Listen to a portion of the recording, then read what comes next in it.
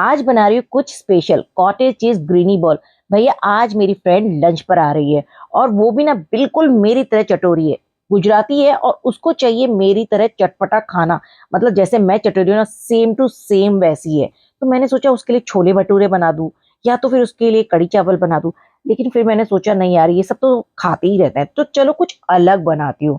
और मेरी फ्रेंड को ना पापड़ अचार ना हो ना भैया, उसके हलक से खाना नीचे नहीं उतरता। तो मुझे सबसे बड़ी टेंशन ये थी, एक तो पंजाबी फूड चाहिए, ऊपर से उसे ये सब भी चाहिए साथ में।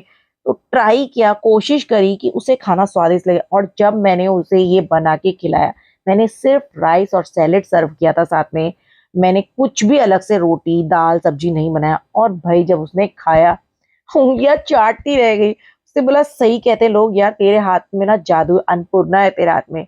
अन्नपूर्णा माँ का आशीर्वाद तो है, वो तो मैं भी मानती हूँ कि मेरी मम्मी ने जिस तरीके से प्यार से मुझे सिखाया ना, उसका बहुत बड़ा हाथ है।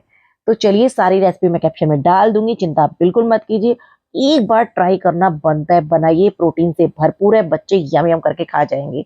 बाकी मेरी वीडियो को लाइक कमेंट शेयर तो आप कर ही देते हो, कहने की बात नहीं है।